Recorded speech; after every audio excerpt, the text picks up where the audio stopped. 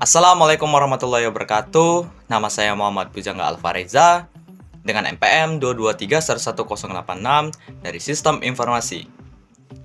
Pada kesempatan video kali ini, saya ingin membahas sedikit tentang pengumpulan data dan skala pengukuran. Apa sih itu data? Data adalah keterangan-keterangan tentang suatu hal, dapat berupa sesuatu yang diketahui atau anggapan, atau juga suatu fakta yang digambarkan lewat angka, simbol, kode, dan lain-lain. Lalu bedanya apa sih data ini dengan informasi? Kalau tadi data adalah keterangan tentang suatu hal yang berupa fakta, sedangkan informasi adalah hasil transformasi dari data menjadi sesuatu yang bermakna dan dapat dipahami. Kemudian kita lanjut, data menurut sumber pengambilannya. Ada dua, yaitu data primer, adalah data yang diperoleh atau dikumpulkan langsung di lapangan oleh orang yang melakukan penelitian atau yang bersangkutan yang memerlukannya. Disebut juga data asli atau data baru. Yang kedua, data sekunder adalah data yang diperoleh atau dikumpulkan oleh orang yang melakukan penelitian dari sumber-sumber yang telah ada. Data ini biasanya diperoleh dari perpustakaan, laporan-laporan, disebut juga data yang tersedia. Kemudian, data menurut waktu dan pengumpulannya. Data berkala atau time series adalah data yang terkumpul dari waktu ke waktu untuk menggambarkan perkembangan suatu kegiatan atau keadaan. Yang kedua, kerat lintang atau cross section adalah data yang terkumpul pada suatu waktu tertentu untuk memberikan gambaran perkembangan suatu kegiatan atau keadaan pada waktu itu yang diperoleh dari masing-masing individu. Yang ketiga, ada data panel atau pooled data. Adalah kombinasi dari data time series dan data cross section. Kemudian ada data menurut sifatnya. Data kualitatif adalah data yang berbentuk tidak bilangan. Yang kedua, data kuantitatif adalah data yang berbentuk bilangan, yaitu angka. Jadi data kualitatif itu berhubungan dengan huruf seperti pernyataan, dan data kuantitatif itu berbentuk bilangan seperti nominal ya. Kemudian data menurut tingkat pengukurannya. Di sini ada 4. Data nominal adalah data yang berasal dari pengelompokan peristiwa berdasarkan kategori tertentu, yang perbedaannya hanyalah menunjukkan perbedaan kualitatif. Yang kedua, ada data ordinal, adalah data yang berasal dari objek atau kategori yang disusun menurut besarnya dari tingkatan terendah hingga ke yang tertinggi, atau sebaliknya, dengan jarak atau rentang yang tidak harus sama. Yang ketiga, ada data interval, adalah data yang berasal dari objek atau kategori yang diurutkan berdasarkan suatu atribut tertentu, di mana jarak antara tiap objek atau kategori adalah sama.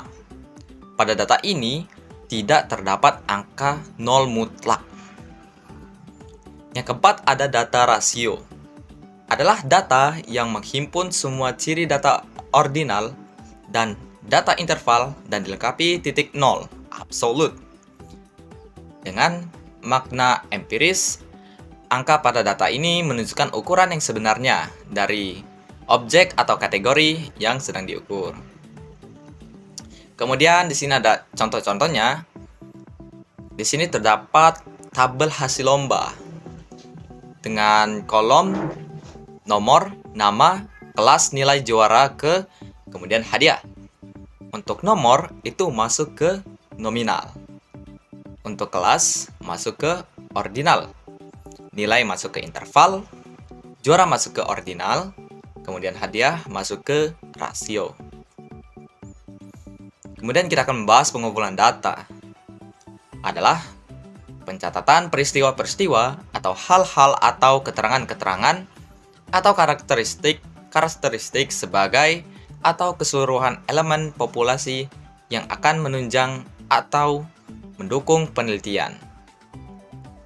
Pengumpulan data Di sini pengumpulan data berdasarkan caranya.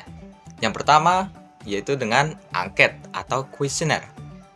Adalah pengumpulan data dengan menyerahkan atau mengirimkan daftar pertanyaan untuk diisi oleh responden. Responden adalah orang yang memberikan tanggapan, respon, atau menjawab atas pertanyaan-pertanyaan yang diajukan. Untuk dapat menggunakan teknik ini, disyaratkan respon harus memiliki tingkat pendidikan yang memadai. Jadi jawaban yang diberikan itu tidak bisa asal. Oke, keuntungan dari teknik angket yang pertama dapat menjangkau sampel dalam jumlah yang besar karena dapat dikirim lewat pos dan sekarang juga bisa dikirim lewat internet. Biasanya yang diperlukan untuk membuat angket lebih relatif murah, ya. Angket tidak terlalu mengganggu responden karena pengisiannya ditentukan oleh respon itu sendiri.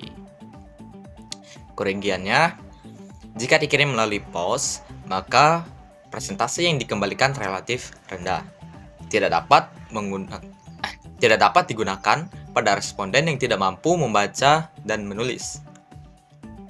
Pertanyaan-pertanyaan dalam angket dapat ditafsirkan salah oleh responden. Kemudian ada teknik wawancara adalah teknik pengumpulan data dengan mengajukan pertanyaan langsung oleh pewawancara kepada responder dan jawaban-jawaban responden dicatat atau direkam. Kelebihannya, wawancara dapat digunakan pada responden yang tidak bisa membaca dan menulis. Jika ada pertanyaan yang belum dipahami, pewawancara dapat segera menjelaskan. Pewawancara dapat segera mengecek kebenaran jawaban responden dengan mengajukan pertanyaan pembanding atau dengan melihat wajah atau gerak-gerik responden. Kekurangannya, wawancara memerlukan biaya yang sangat besar. Untuk perjalanan, uang harian pengumpulan data. Wawancara hanya dapat menjangkau jumlah responden yang kecil. Kehadiran pewawancara mungkin mengganggu responden. Kemudian ada teknik observasi. Adalah pemilihan, pengubahan, pencatatan, dan pengkodean serangkaian perilaku dan suasana yang berkenan dengan organisme itu sendiri, sesuai dengan tujuan empiris. Dalam observasi terdapat pemilih, pengubah, dan pencatat. Kelebihan dari teknik observasi sendiri itu adalah data yang diperoleh adalah data yang aktual.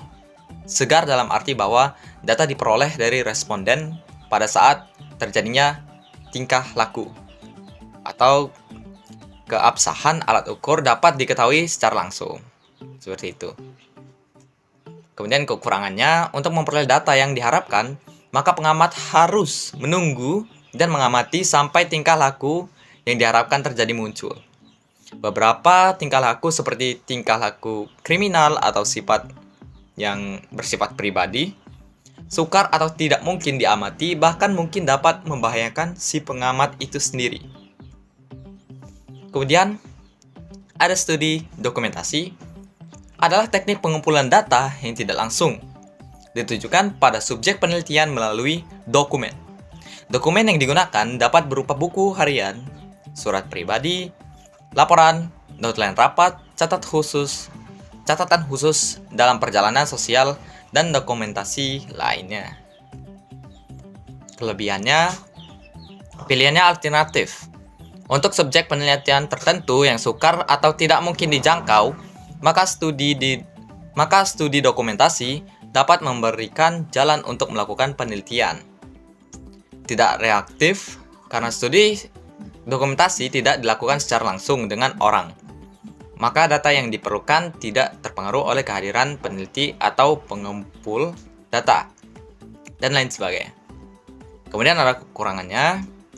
Yang pertama itu bias, tersedia secara selektif, tidak komplit, dan format tidak baku.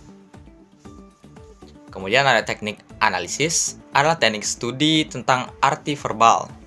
Analisis ini digunakan untuk memperoleh keterangan dari isi yang disampaikan dalam bentuk lambang. Mungkin itu saja video dari saya. Saya Muhammad Pujangga Alfareza, saya akhiri. Wassalamualaikum warahmatullahi wabarakatuh.